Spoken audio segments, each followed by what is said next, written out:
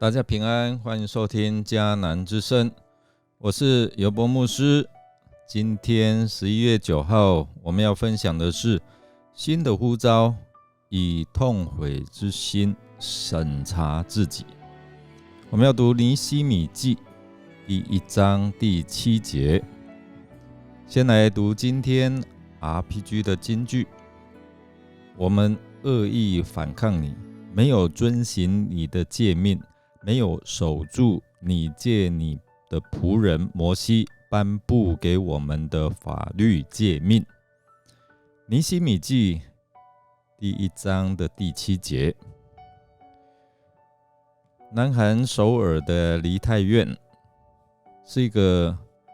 国际知名的观光景点，在10月29日发生欢庆万圣节，但是在人群推挤践踏的过程当中，有156名死亡。这个惨剧放送在全球当中，我们也看到这样一个悲剧。在事后调查，原来是救援不力，警方应对不利的这样的一个内幕陆续被揭露出来。韩国警界最高职位警察厅厅长尹锡根更传出当晚在露营地喝酒，然后睡着，错过了2次重大的事故通知，所以没有一个很好的指挥调度。因此我们看到整个悲剧就这样发生。那我们看看每一次如果发生重大的灾难之后，总会有一段的时间大家都会开始反省然后怎么样去注意以后不要再犯。然而我们看到其实过了不了多久，人是很健忘的就会忘记这些惨痛的教训。今天我们看到尼希米第1章的第7节，尼希米借着禁食祷告，带出他对信仰的反省，对这些故乡所发生的这些事，为什么会这样呢？来带出一些的自我审查。注意尼希米的祷告，从第1章5到11节里面，我们很清楚的看到他是一位熟读上帝话语的人，他的祷告是根据上帝自己所启示的话，所以他祷告出来。他为了他自己和百姓在上帝的面前的光景来向上帝来认罪。他醒悟出这一切的灾难都是因为他们不顺从上帝的缘故。接着尼希米的祷告提醒我们，每一天是不是有思想我们所知所行所想有没有合乎上帝所喜悦的。那我们看到尼希米他照实认罪，他晓得人们常忽略了该做而没有做的事，就是我们恶意来反抗上帝，没有遵行上帝的诫命，没有守住上帝借着仆人摩西颁布的法律诫命。这是尼希米他自己的反省。这种罪跟做了明显不该做的事同样严重，犯了得罪上帝的罪，当然我们应该要认罪。可是呢，没有做该做的许多事，那也同样的得罪了圣洁的上帝所以在主耶稣的教导里面一位知道主人的意思又不顺他的意思来行的仆人，会遭到应有的指责。所以初期的基督徒也常常被提醒，人若知道行善却不去行，那这个就是他的罪我们看尼希米，他晓得当他听到如此紧急的需要，这些的悲惨的这样的一个背景，这样情况，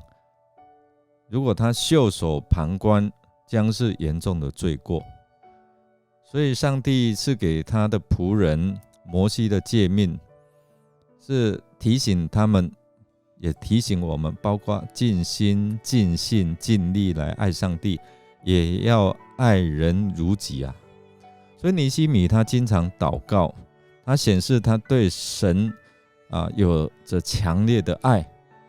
然后他回应耶路撒冷的需要，来显示对邻舍有实际的爱的行动。这个爱不该只是在言语还有舌头上，总要在行为上哦。所以尼希米他立即来觉悟到，在迫切认罪之后，必须还有心甘情愿的顺服。尼希米他的认罪带着急迫感，那必须寻求上帝的面，也因为从圣经的诫命、律例、典章，他领受了罪，不仅是因为不遵守律例，以致伤害个人或是社群的生活，也是个人行出这样的一个悖逆上帝的行为。所以尼希米他坦诚以色列人对上帝的犯罪，甚至把自己也放在这个认罪的行列里面。那摩西曾经在申命记28章1到2节指出，如果你们听从上主你们的上帝，切实遵行我今天颁布给你们的一切诫命，他就要使你们比天下任何国家都要强大。你们听从上主你们的上帝，就会得到这一切的福泽。但是28章的15节又告诉我们说，如果你不去做呢？如果你不听从上主你们的上帝，不切实来遵行我今天颁布他指示你们的一切法律诫命，那你们就会遭受以下的各种灾祸。所以我们看到摩西他语重心长来告诉这些百姓，现在我呼唤天地来作证，把生命和死亡、祝福和咒诅摆在你们的面前，选择生命吧。他重申上帝的诫命，说你们和你们的子孙就能够存活。你们要爱上主你们的上帝，听从他，对他忠心啊，这样你们跟你们的子孙就能够存活，长久生活在他应许给你们祖先亚伯拉罕、以撒、雅各的土地上。尼希米他的痛心是透过这样的自我省察的祷告来提醒他如何做。那这样的一个过程有提醒到你吗？那摩西说，我呼唤天地来向以色列百姓作证，在勉励他们要好好的选择。有没有提醒到你有没有好好的选择？问题是我们是否真的愿意决心把上帝当上帝，遵行他的心意，获得福气。虽然我们知道不应该只是为了福气来听上帝的话，但是上帝仍然应许听他的话的人就有福气和生命。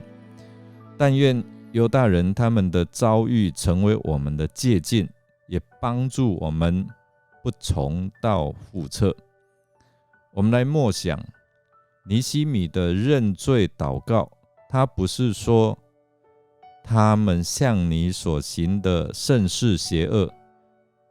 这里他是把自己放在认罪的里面。这对你我有什么提醒呢？我们一起来祷告。亲爱的天父上帝，感谢你赐下宝贵的话语，成为我们脚前的灯，路上的光，指引我们的前途。然而有时我们会偏行己路，任意而行。导致我们落入在恶者的网罗之中，无法自拔。但因你的慈爱与怜悯，我们可以借着认罪悔改，重新来到主的面前，为的就是要得着怜悯跟帮助。主圣灵，我们求你每一天督责我们，让我们省察自己是否有不讨神喜悦的言行举止，让我们所行的都得神的喜悦。我们这样祷告，是奉靠主耶稣基督的圣名求，阿们。弟兄姐妹，感谢您的收听。如果您喜欢我们的节目，欢迎订阅并给我们鼓励与代祷。我是尤伯牧师，祝福您一天都充满平安、健康、喜乐。我们下次再见。